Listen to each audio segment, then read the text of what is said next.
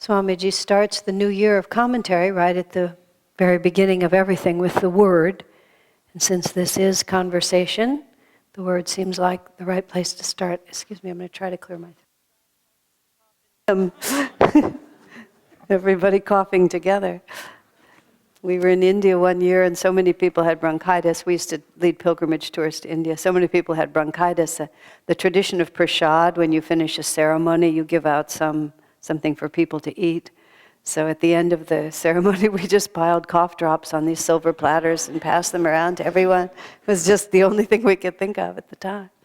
Well, I have this pernicious thing, which I know many of you have the same pernicious thing. It just sort of lives in here and springs out to grab me whenever I try to talk too loudly or talk at all, which is most of the time. Okay. Well, I was...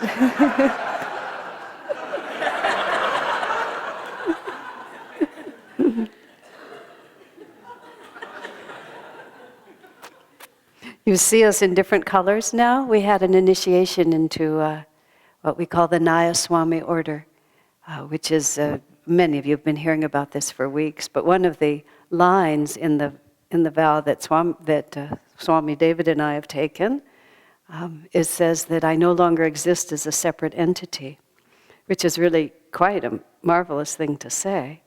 But every so often, when he responds like that, I wish to remind him that I no longer exist as a separate entity, and therefore whatever I am, he is, and we're just both stuck with it, right?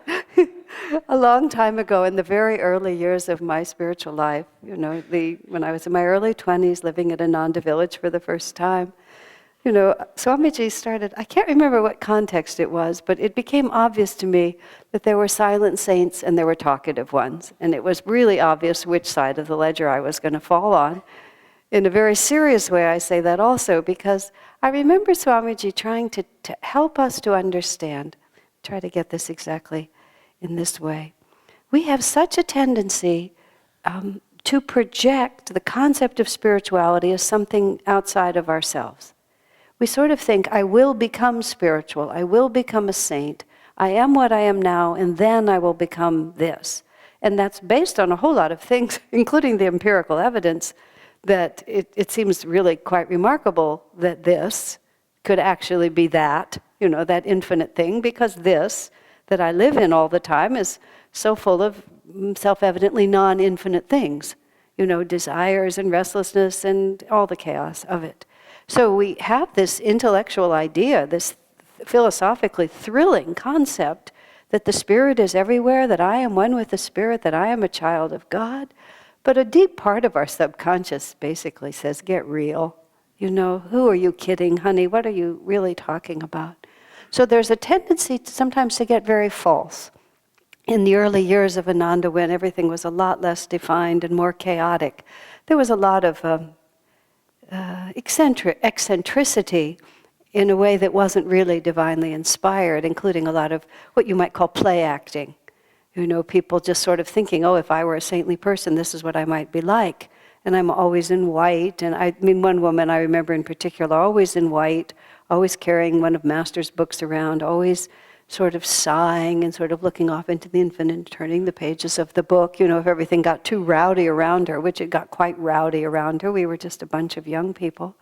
But Swamiji tried to help us to understand.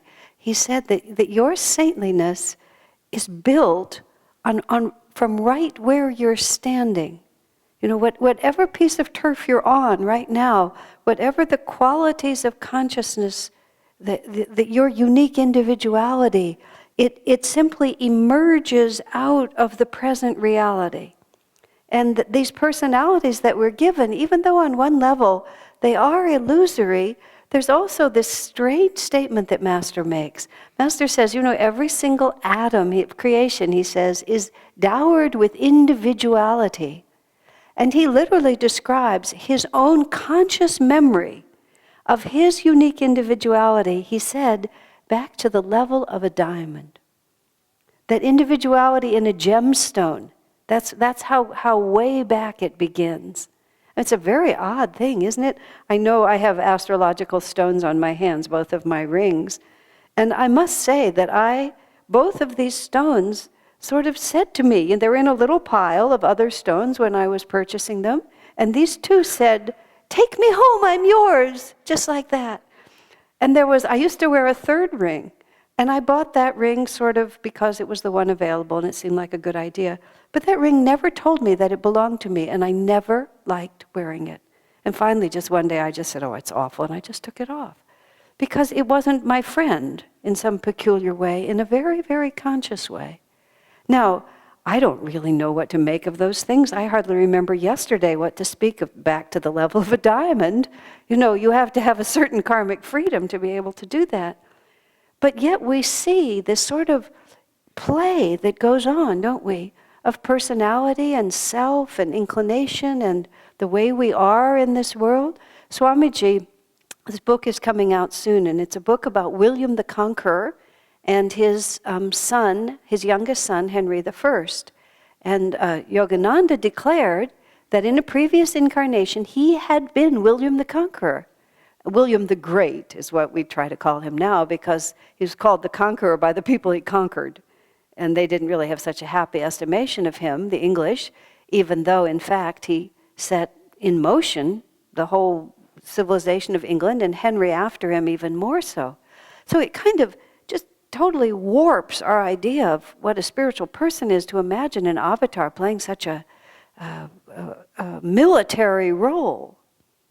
But Swamiji, in talking about their two personalities, he says, even in this lifetime, even though Yogananda never picked up a weapon of any kind, but he had the bearing of a king and the power of a general. And he had a world-conquering spirit, everything about him. Whenever he confronted an obstacle, he dealt with it with that kind of energy, which is just all the power of the universe brought to bear so that he would be victorious. Now, not every saint is like that. Swamiji also talks about this Swami Ramya that he met in India, and how this man, who Yogananda said was a fully self-realized being, he lived in a tiny village in a little hut, almost completely alone, and rarely talked to anybody about anything spiritual, did no external work. He just radiated spirituality, and through his consciousness was of enormous uplifting benefit to the planet, but nobody would know him. That was his unique, dowered with individuality. And if you had traced him back all the way to the level of a diamond, he would have been that kind of a saint all the way through. That's at least what the masters tell us. Isn't that interesting?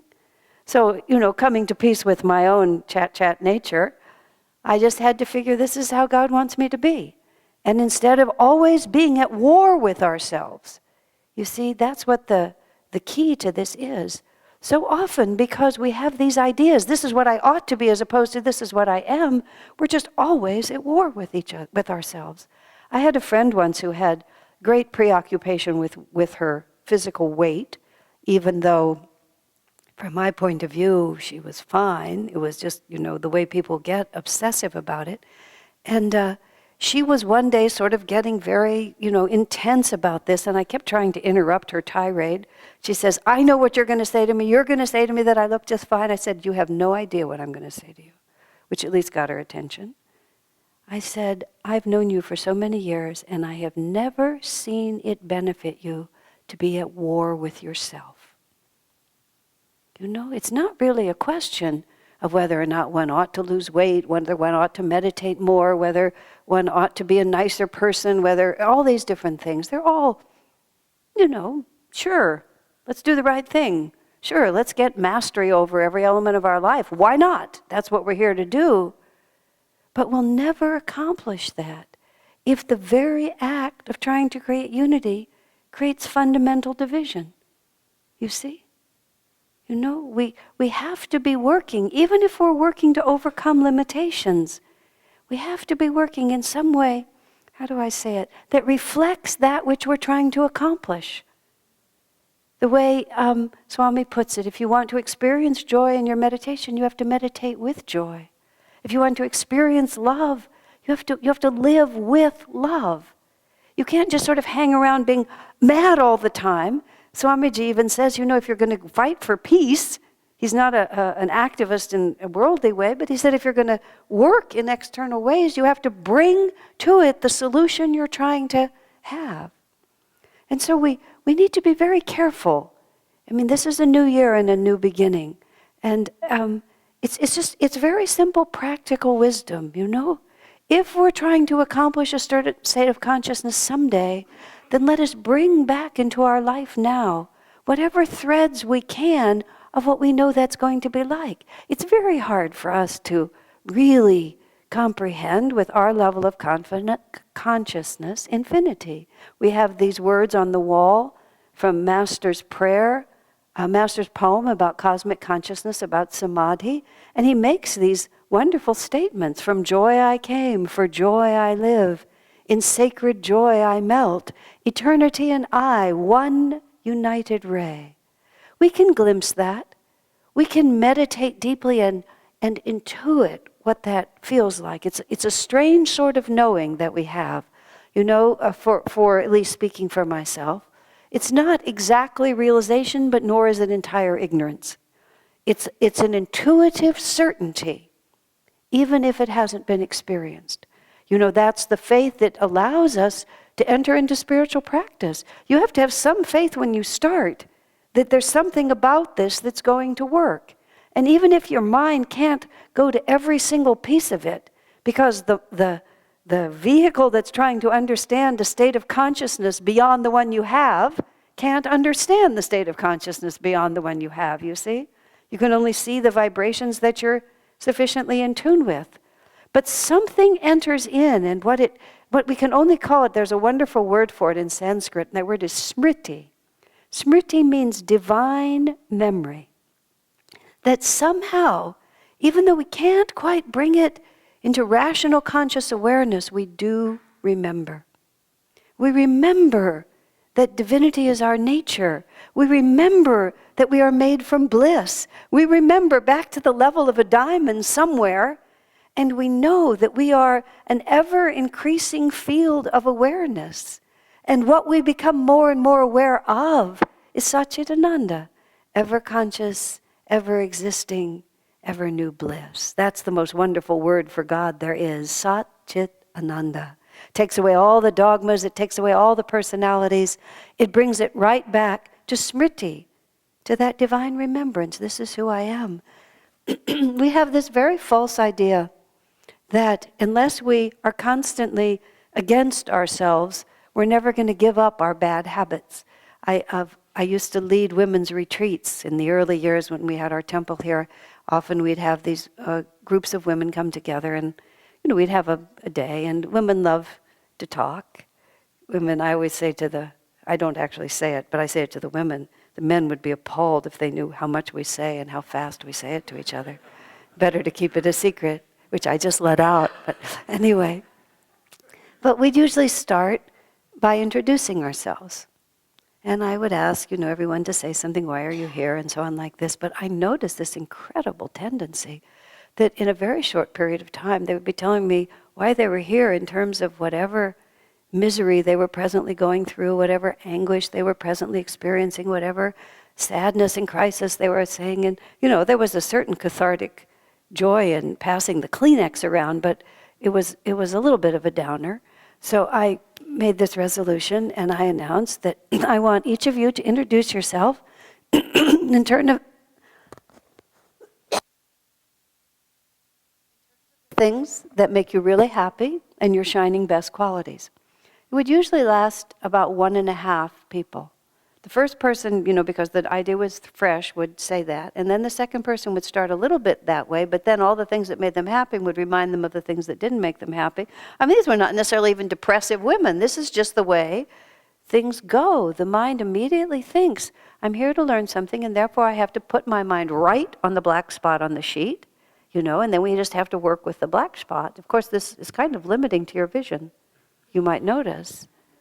But even worse than that, you see, whatever we vibe, that's what we tune into. We're a radio receiving station and a sending station, but also we're a radio receiving station. Right now, if we had the little tools, or we had a little radio in here. I mean, radio is so passé. I don't know what you would say now, but Remember radios? Anyway, so we have a little radio. And if we tune that radio in the right way, we will find that in this very room, all these other things could be happening. We could be listening, I might be early enough, I could probably be listening to Prairie Home Companion very soon, at least. We could certainly listen to sports, absolutely, undoubtedly. We could listen to endless conversation about politics. We could hear lots and lots of ads for things. We might even hear something, even uplifting and happy. Who knows? Miracles do happen. It might happen out there. We could hear Christian preachers. You could hear a different television, spiritual message than this one. All kinds of things. It's all happening right here, right in this room. But we're not tuned into it. So we're not experiencing it.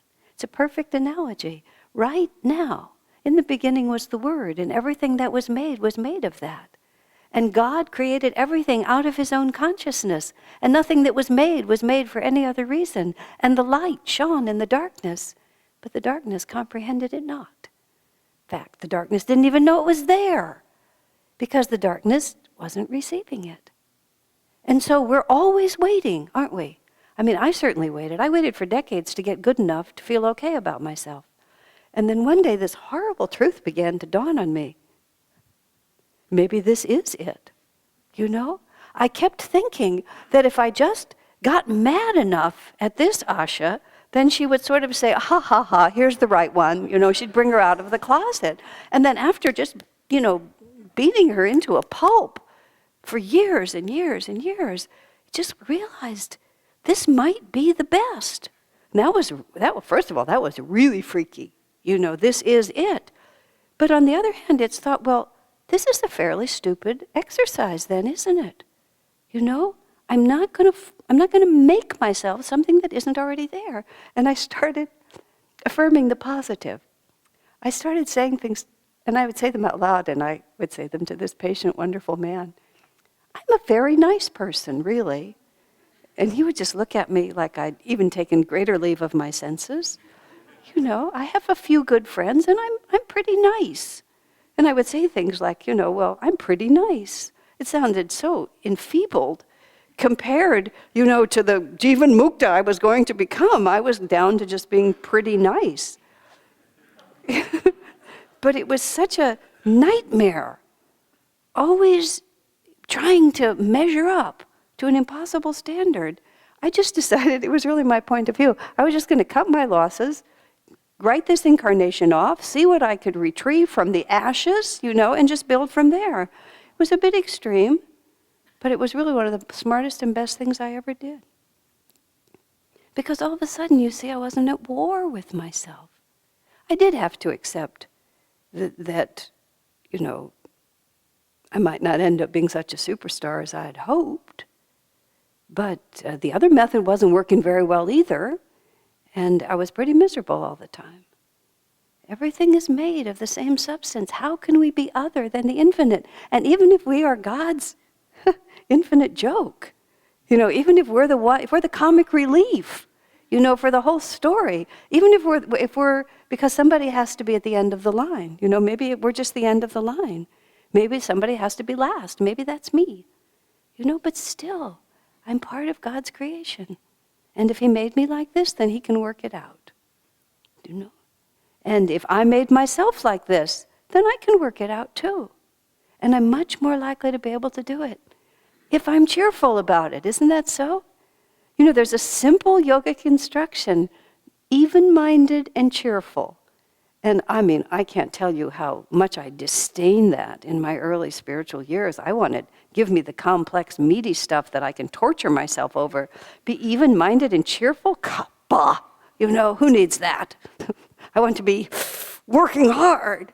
But as I get older and older, and I hope at least a little wiser, even-minded and cheerful just looks better and better, Because in truth, it really is the answer. Because the darn problems and the stupidities and the terrible mistakes that we've made are not changed by anguishing over them. They happened. Okay. Now what we need to do is we need to become a receiving station for one of those bright, positive options that's out there. Because that's how it's all resolved anyway, isn't it? And here's the oddest thing about it. No matter how bad a person's faults are, if they behave in an even-minded and cheerful way, isn't it so that their faults don't really matter very much? And then you even start asking yourself the question, where are they? That's the odd thing, especially mistakes from the past, where are they? I mean, maybe if you painted a really horrible picture or built a building incorrectly, it might be right there, right in front of you. But nonetheless, it's behind. The only thing that ever exists is what the radio is tuned to right now. And the light is shining in the darkness.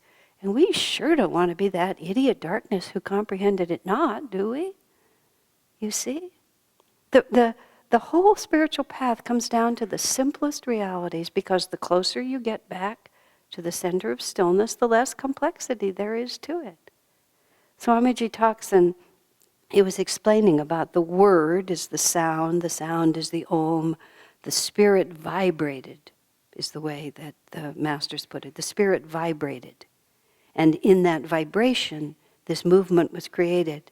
And in that movement, the impression of this creation is given to us. That's a long discussion I won't try to go into. But the interesting point is, the word vibration, this is how Swami was explaining it, implies movement from a point of rest. Like if you have a tuning fork, it's vibrating like this, isn't it? But you see, there's always that point of rest, that unchanging point of rest. So no matter how far we spin out in any direction, sooner or later we're going to have to come back to that anchor point.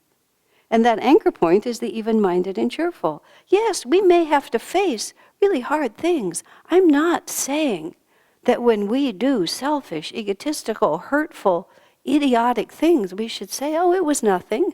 It may have been massive. It may have caused you a big karmic problem that we're going to have to spend a long time working out.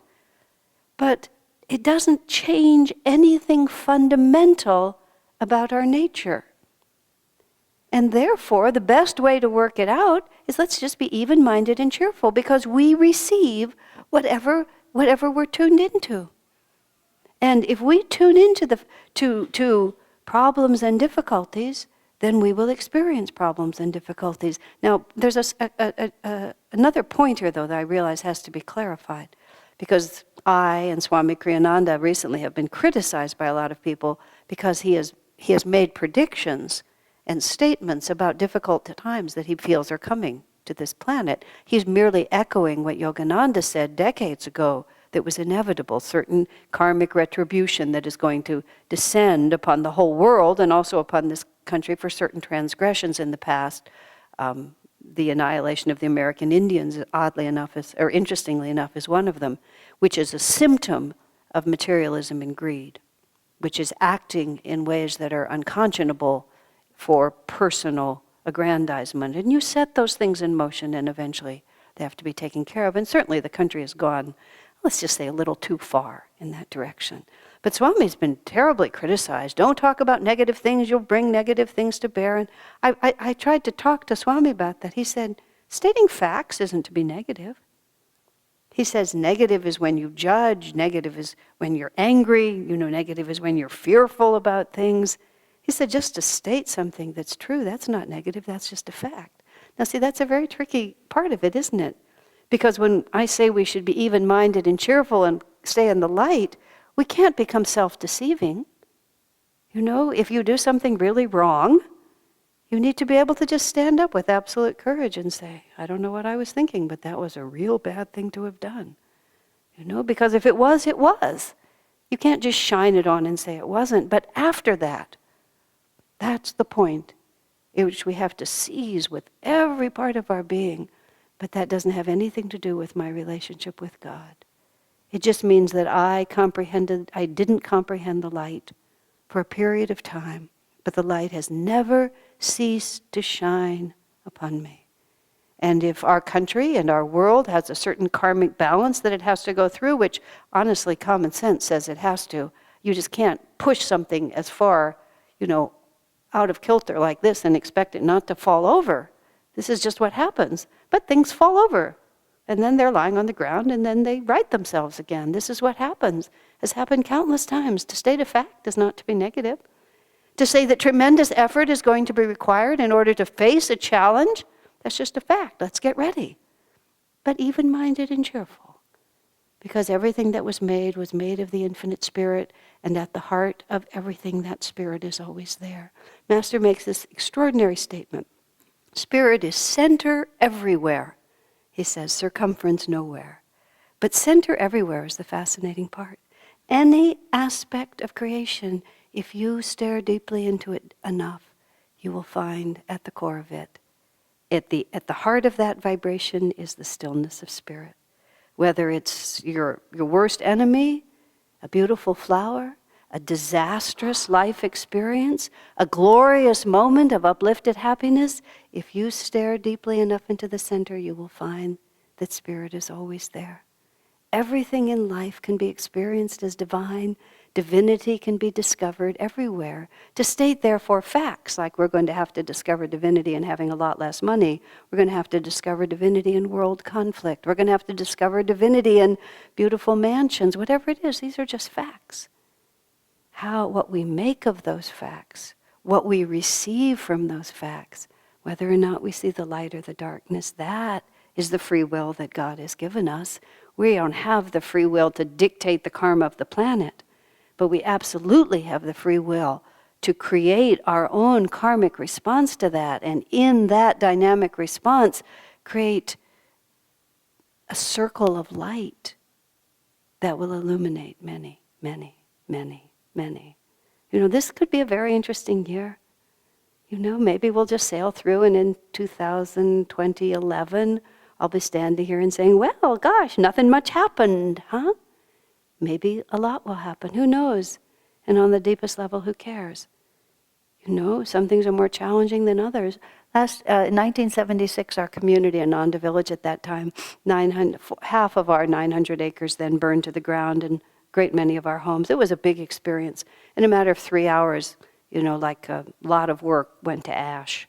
Fires are very interesting. They just eat up whatever's in front of them, and they turn it to ash. And I didn't have much, but the little tiny bit I have was not lost, but a lot of people lost a lot. It was a memorable summer. And we never got sad, but we were tired.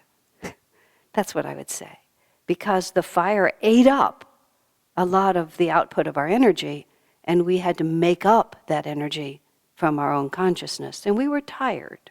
We weren't sad, but we were tired because it took a lot of energy to do it. But we're made of energy. So even if challenges or difficulties come, whatever they might be, global or individual, yes, it will take energy. And if we think we're going to get away, we're just going to sleep through the rest of our lives and they'll still come out fine, better get over that. Even-minded and cheerful, but not without challenge. But in the end, Master makes a marvelous statement. It doesn't matter what happens to you in life, he says. We think from our worldly, egoic point of view that it matters a great deal. He just says, no, it doesn't. Oh. He says the only thing that matters is what you become through what happens to you. Because you see, everything in this world just goes away anyway. How many civilizations have stood on this very spot? How many human beings have passed through this? How many lives have we had? It all just goes away. We don't even remember it. But now, we always live in the consciousness of whatever we have. That's the only thing we ever have. So if we make, through those experiences, a consciousness that's worth having, even-minded, cheerful, conscious of the light, now that's worth doing. Bless you.